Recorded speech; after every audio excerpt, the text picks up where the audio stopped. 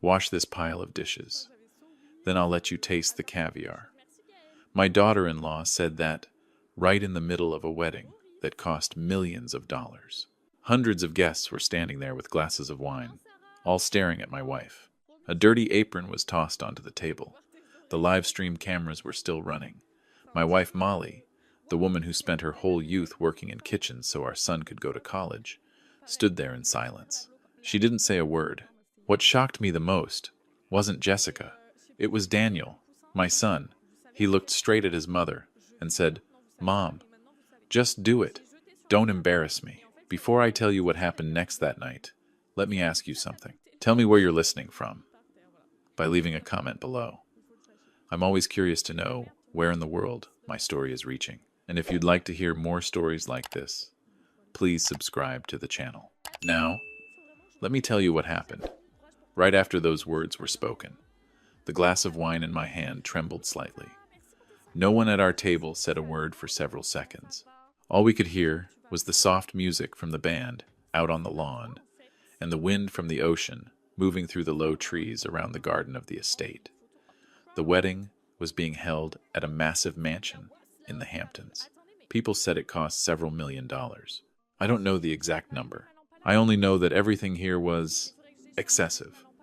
A white reception tent, as tall as a theater. Hundreds of hanging lights sparkling above us.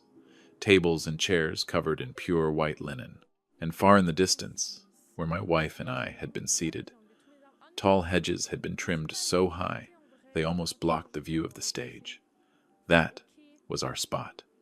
Not near the family, not near the bride and groom, but all the way at the edge of the garden, where the servers usually walked by. Molly sat beside me, her hands resting quietly in her lap. She was wearing a simple blue dress. I knew she had chosen that dress a long time before today. She once asked me, "Do you think it's too plain?" I told her no. But when I looked around that evening, at the expensive gowns and the custom-tailored suits, I understood exactly why Jessica wanted us sitting here. I turned to Molly. She still looked calm. Only her eyes were lowered slightly, as if she was trying not to notice the looks from the people around us. Up near the front, Jessica was still standing there in her glittering wedding dress. Someone's phone camera was still pointed at our table. A few guests had begun whispering. Daniel stood beside her. My son looked sharp in his black tuxedo. His hair was perfectly styled, his tie flawless. He looked exactly like the kind of successful man I used to see on the covers of financial magazines. But in that moment, he didn't look like the boy Molly used to walk to school every morning. Jessica folded her arms, as if she were waiting. "The kitchen is a mess," she said loudly, loud enough for the nearby tables to hear. The serving staff just walked out. Nobody wants to work. A few guests exchanged looks. I had overheard earlier that something had happened in the kitchen. Something about payment, maybe an argument, maybe something else. But an entire catering team disappearing right before the main course. That was not something anyone expected at a wedding like this. Jessica lifted her chin toward Molly. "You used to work in kitchens, right?" she asked, her voice soft but cold. Not everyone here knew that. But Jessica's family had clearly done their homework about us. Molly nodded gently. "I used to help in kitchens for a few families," she said quietly. Jessica smiled. Not the smile of someone grateful. It was the smile of someone who had just found a new form of entertainment. "Well, that works out perfectly," she said. One of Jessica's friends standing nearby let out a quiet laugh. Jessica picked up a dirty apron from a tray a staff member had just left behind. She shook it lightly in her hand, as if examining some strange little object. Then she placed it on the table in front of Molly. "There's a mountain of dishes in the kitchen," Jessica said. "If you wash them, I'll let you taste the caviar tonight." A few scattered laughs rose from the nearby tables. I clearly heard the word beluga. They had been advertising that dish all evening. One of the most expensive types of caviar in the world. I turned to look at Daniel. My son didn't look surprised at all. He exhaled softly, as if this were nothing more than a minor problem that needed solving. "Jessica," I said slowly. But before I could finish the sentence, Molly placed her hand on my wrist. Her touch was very light. "It's all right," she said. Jessica was still watching. And Daniel finally spoke. "Mom, just do it," he said, his voice low but clear. "Don't make this awkward. I looked at my son. There are moments in a father's life when he realizes he no longer understands his own child. That was one of those moments. Molly stood up. Not fast, not slow. She picked up the apron, folded it once, and draped it over her arm. A few guests watched in silence. Others looked away, as if they didn't want to be involved. "Where's the kitchen?" Molly asked. Jessica tilted her head toward the main house. "Through the glass hallway," she said. "You'll hear the dishes." Molly nodded. She walked across the garden, past the white-covered tables, heading toward the large kitchen behind the mansion. I watched her go. A man sitting at our table leaned toward me and whispered, "I'm sure it's just a misunderstanding." I didn't answer. I've lived long enough to know that some silences are not misunderstandings. They are choices. I stood up. No one stopped me as I followed Molly into the house. When the glass door closed behind us, the sound of the party outside faded away. The kitchen was almost as big as our entire home, but it wasn't quiet inside. Control screens were blinking. A few chefs were arguing tensely with technical staff. Rows of trays filled with expensive ingredients lined the steel counters. And in the middle of all that chaos, Molly stood still for a few seconds. She looked around the kitchen, not like a guest, but like someone who once understood places like this very well. Molly stood still for a moment, in the middle of that enormous kitchen. The white ceiling lights reflected off the cold steel counters. The air smelled of sea salt, melted butter, and smoked fish. But instead of the familiar rhythm of a working kitchen, knives, tapping pans, moving, all I heard were tense voices and the intermittent beeping of control screens. A young chef stood in front of a touchscreen panel, tapping rapidly. Nothing happened. "It won't open," he said to a man in a suit who was holding a phone. "All the ovens are locked." A nearby screen flashed red lines of text I couldn't fully read from where I stood. Molly walked slowly toward a row of sinks. There were stacks of unused dishes there, already prepared for the main course of the evening. Small silver spoons for the caviar rested neatly in velvet trays. She placed the apron on the edge of the counter, but she didn't put it on. Instead, she looked around the kitchen again. "Why won't the ovens open?" Molly asked. Her voice wasn't loud, but a few people turned toward her. The man in the suit sighed. He was probably the event manager. "The mansion's smart kitchen system is locked," he said quickly. "All the equipment is connected to a central server. Someone blocked the control access." "Just temporary?" Molly asked. The man shook his head. "We called technical support," he said. "They told us the system has been encrypted." I had heard that word before. Not in a kitchen, but in stories about companies being held hostage by technology. Molly looked up at the screens. One of them displayed the temperatures of the large refrigeration units. The numbers were blinking, irregular. "What's inside those?" she asked. One of the chefs answered almost immediately. "Fish, meat, and caviar," he said. "A lot of it." He paused, then added quietly, "If the refrigerators become unstable, everything could spoil." Nobody needed to explain further. I understood exactly what that meant. A wedding that cost millions of dollars could turn into a very awkward silence, just because a kitchen system stopped working. Outside, I could still hear music drifting in from the garden. The guests probably had no idea what was happening in here. Molly walked toward one of the large ovens. The glass was dark. She placed her hand gently against the metal door. "They're not hot," she said. A young technician looked up. "They can't be turned on," he said. "The central system locked everything." "What about the mechanical valves?" Molly asked. The young man stared at her, as if he wasn't sure he heard correctly. "Mechanical valves," Molly nodded. "Ovens used to have safety valves," she said calmly. "When the electronics failed, people could still control the pressure." The technician shook his head. "This system is fully automated," he said. "Everything runs through software." I saw Molly frown slightly. Not from worry, more like a craftsman trying to understand a complicated machine. On the other side of the kitchen, a group of people walked in. Jessica was leading them. Her glittering wedding dress looked completely out of place in the cramped kitchen, but she didn't seem to care. Daniel followed behind her, along with an older man I assumed was Jessica's father. "What's going on?" Jessica asked. The event manager hurried over. "The kitchen system is locked," he said. "We're trying to fix it." Jessica looked around the room. Her eyes stopped when she saw Molly standing near the oven. A thin smile appeared. "Oh," she said, "you've already started." No one in the kitchen laughed. Daniel stood beside her, his hands in his pockets. "Jessica," he said quietly. "Not now." She crossed her arms. "This is exactly the moment," she said. "Our reception is being delayed." Her father turned to the manager. "How long until it's fixed?" The manager hesitated. "We don't know yet." That answer made the air in the kitchen feel heavier. Jessica turned back to Molly. "Looks like you'll be washing dishes longer than expected," she said. Molly didn't answer. She was studying a small control panel mounted on the side of the oven. Lines of text and numbers were moving across the screen. I stepped closer. "What do you see?" I asked quietly. Molly pointed gently at a blinking symbol.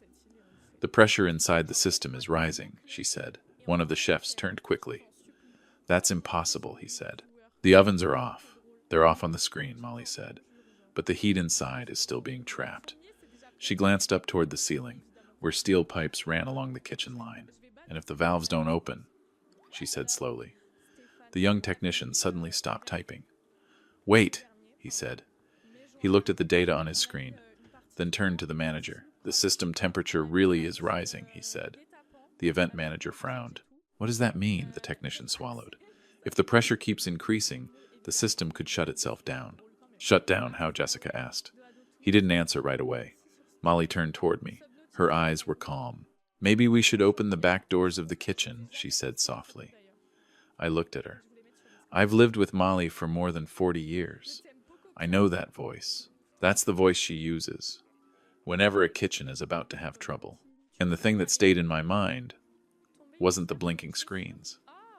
It was something else. In the corner of the room, near the kitchen's control server, a short line of text appeared on a black monitor. It wasn't an error message. It looked more like a note, short, deliberate. Someone had locked this entire system, not by accident, but because they wanted to.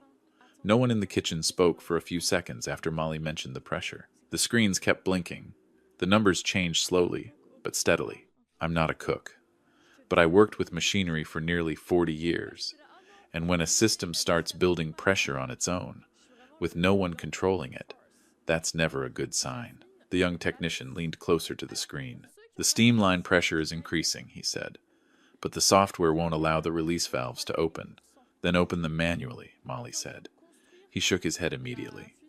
"There's no manual mode," Jessica sighed, clearly losing patience. "I don't care how the system works," she said. "I just want this reception to continue." Her father stood quietly behind her, his arms folded. He didn't speak, but his eyes moved from one screen to another. Molly was still standing in front of the large oven. She didn't touch the control panel again. Instead, she leaned down slightly and looked toward the metal base. "Here," she said. No one reacted at first. I walked closer. Molly pointed to a small panel near the bottom of the oven. "This is a pressure inspection port," she said. The young technician stepped forward and knelt down to look. "That can't be right," he said. "I've never seen this in the design plans." "That's because it's not for the software," Molly said calmly. "It's a mechanical backup valve." The technician touched the edge of the panel, trying to open it, but it wouldn't move. "It's locked," he said. Jessica crossed her arms. "I thought you came here to wash dishes," she said dryly. Molly didn't respond. She simply looked at me. That look was enough for me to understand what she was thinking. I stepped closer to the oven. After years of working with machines, I developed a habit. Always look at how something is assembled before trying to open it. That small panel was held in place by 2 steel hex bolts.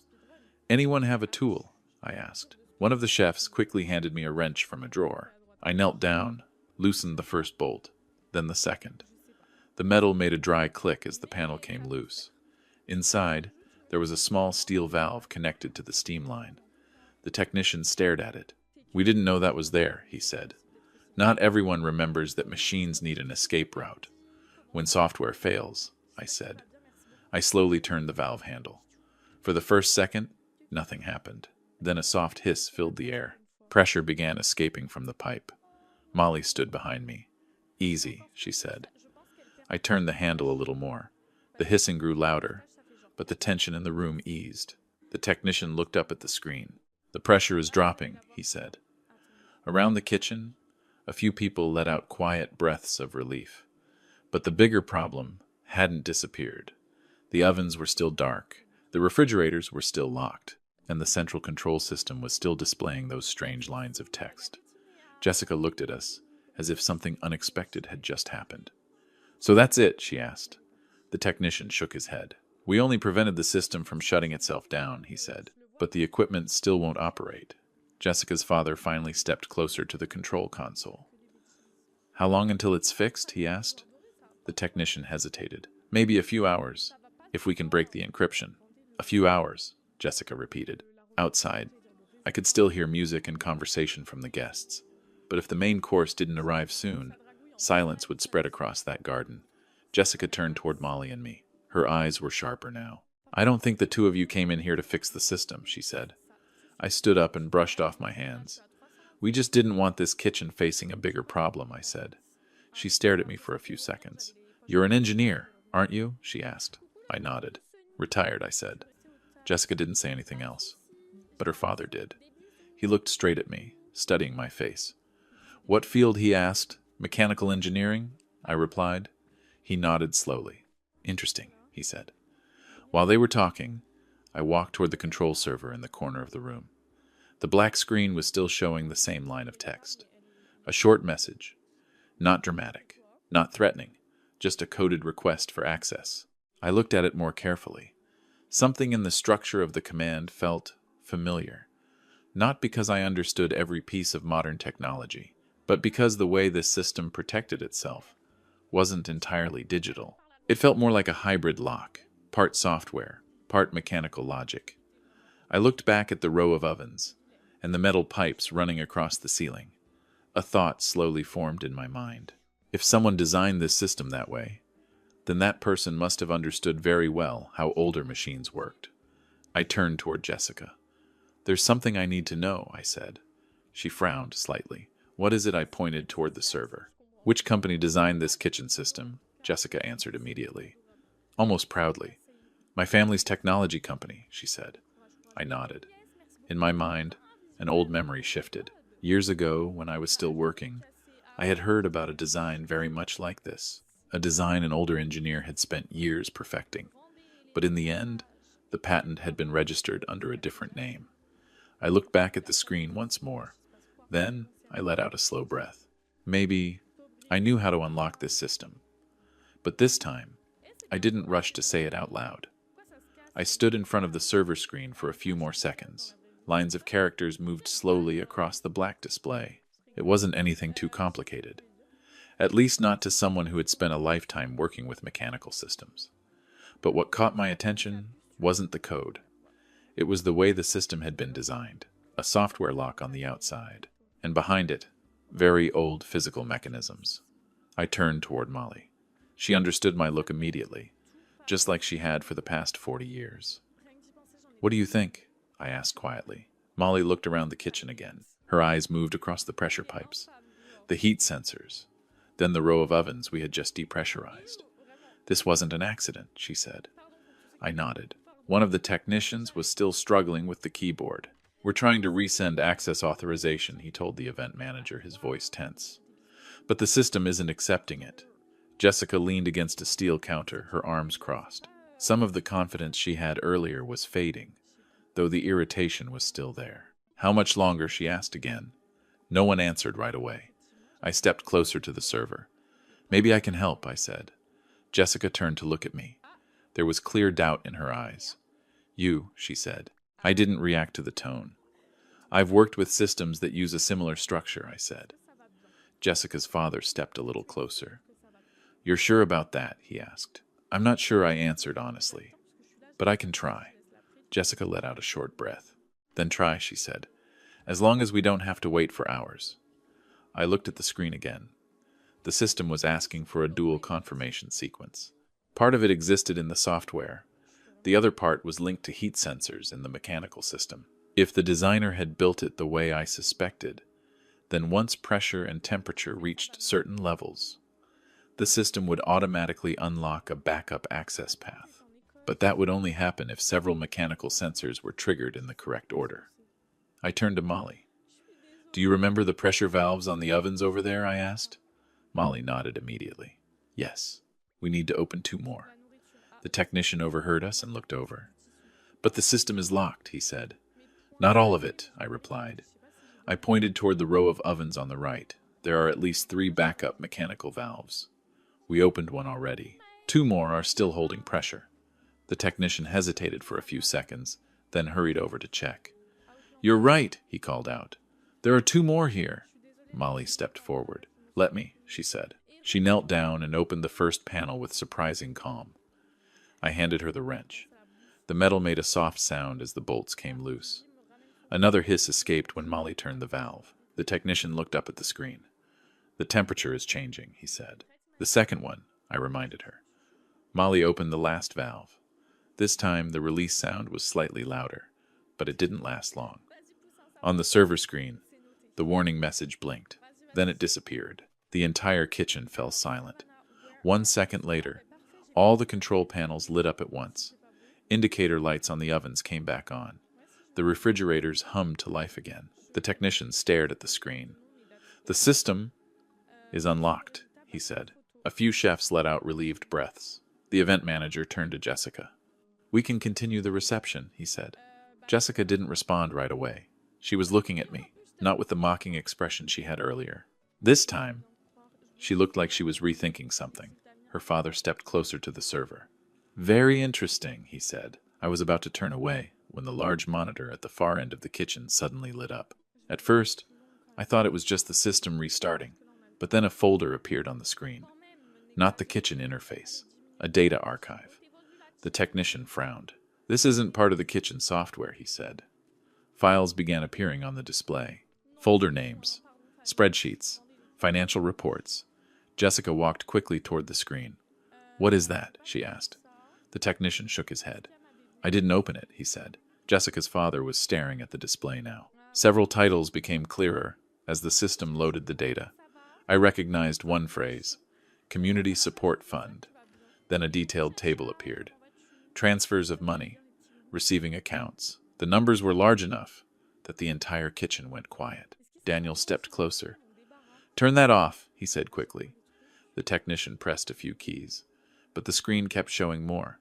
More tables appeared, a few notes beside them, event expenses, decorations, venue rental, everything marked with the same source of funding, Jessica's family company charity fund.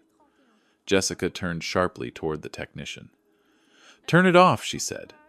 "I can't," he replied, his voice tight. "The system is broadcasting from the main server." I looked at Daniel. My son's face had gone pale. He turned toward me. "Dad," he said quietly. Outside, through the glass doors. I could see the large screen in the garden had also lit up. Guests at the reception were beginning to turn their heads. The numbers kept appearing. Daniel took another step toward me. "Dad, what did you do?" he asked. I looked at my son for a long moment before answering. "I only unlocked the kitchen system," I said. Then I glanced back at the screen, where those financial tables were still appearing. "As for the rest," I said slowly, "those things were probably already there." No one in the kitchen said another word for several seconds. The numbers continued to scroll quietly across the large screen. There was no dramatic music, no explanation, just dry tables of data. But they were clear enough for anyone familiar with finance to understand what they were seeing. Through the glass doors, I could see several guests in the garden standing up from their tables. Some walked closer to the outdoor screen. Others took out their phones, probably calling someone. Daniel stood right in front of me. He no longer looked like the confident man who had been standing on the stage earlier. His hands trembled slightly, as if he was trying very hard to stay calm. "Dad," he said quietly, "you have to turn it off." I looked at my son. "There's something strange about looking at the face of a child you raised. You remember every year of their life, every step they took growing up, and yet sometimes you realize you no longer recognize the person standing in front of you." "Turn off what?" I asked. Daniel glanced up at the screen, then back at me. "Those things shouldn't be here," he said. I didn't answer right away. Behind him, Jessica was speaking tensely with her father. I couldn't hear the words, but their voices were low and urgent. One of the chefs stepped toward the event manager. "Should we continue serving?" he asked. The manager looked out toward the garden for a moment, then gently shook his head. "Give it a minute," he said. I turned back to the screen. The data tables had stopped on one final page. The total amount was written there, very clearly. A large sum, large enough to keep the entire kitchen silent. Jessica's father stepped closer to the display. He read a few lines, then turned toward his daughter. "Jessica," he said, his voice lower now. She didn't answer. Jessica was staring at the numbers, as if she were trying to will them to disappear. Daniel turned back toward me. "Dad, please," he said. I looked straight into my son's eyes. I remembered the first time he learned to ride a bicycle. I remembered Molly standing at the kitchen door, calling him in for dinner when the sky had already gone dark. Those memories were still very clear. But this moment was different. "Daniel," I said slowly. "I didn't put those numbers on that screen." He stayed silent. "But you put them somewhere," I continued. "And sometimes things like that find their own way into the light." Outside in the garden, the music had stopped. A few men in suits were speaking with Jessica's father. I recognized some of them as people who worked in finance and law. They had come as guests to the wedding. The atmosphere of the evening had changed. It was no longer a loud celebration, just quiet conversations and searching looks. Jessica turned toward me again. The mockery in her eyes from earlier was gone. "What did you do?" she asked. I shook my head slightly. "Not much," I said. "I just reopened the kitchen." She stared at me for a few seconds, as if trying to understand something. Then she turned away. Her father placed a hand on her shoulder and said something quietly that I couldn't hear. Daniel stood in front of me for another moment. "I didn't think things would turn out like this," he said. I nodded. "I believe you," I said. That answer seemed to surprise him. Molly stepped over and stood beside me. She wasn't looking at the screen anymore. She was looking at Daniel. "Do you remember our little kitchen?" she asked. Daniel didn't answer. "Every morning I woke up early to make breakfast for you before school," Molly said gently. "I never imagined that one day you would feel ashamed of that." Daniel lowered his head. No one spoke after that. A few minutes later, Molly turned to me. "Let's go home," she said. I nodded. We walked out of the kitchen, through the glass hallway, and back into the garden. Many guests were standing in small groups now. Some looked at us as we passed, but no one said anything. The tables were still full of untouched food. The wedding flowers were still perfect on the stage. But that night, we had already changed direction. When we stepped out through the gate, the ocean wind drifted softly across the stone path. I heard Molly let out a long breath, like someone setting down a heavy weight. "Are you hungry?" I asked. She smiled softly. "A little." We drove away from the Hamptons estate as the lights behind us slowly grew smaller in the rearview mirror.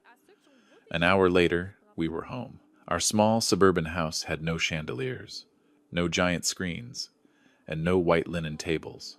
Just Molly's familiar kitchen. She took 2 slices of bread, cracked a few eggs into a pan, and set the plates on the table. We sat and ate in silence for a while. Then Molly looked at me. "Do you regret it?" she asked. I thought for a moment. "No," I said. I set the piece of bread down and looked out the window. After all those years working with machines, I learned one simple thing. A machine can look perfect from the outside, but if its foundation is built on the wrong parts, sooner or later, the system will reveal its flaws. Families are the same way. Money can buy large celebrations, but it cannot buy respect. And sometimes, the most important thing a father can do is not to fix everything. Sometimes, it is simply to let the truth stand on its own. I looked at Molly eating her warm egg sandwich. She gave a small smile, and in that quiet moment, I knew we still had the most important thing of all, peace. If this story touched your heart, I hope you'll press the like button on this video. It helps the story reach more people. You can also subscribe to the channel so you won't miss the next stories. And if you think this story is worth sharing, feel free to send it to a friend or someone you care about. Thank you for sitting with me and listening to my story all the way to the end. It truly means a lot.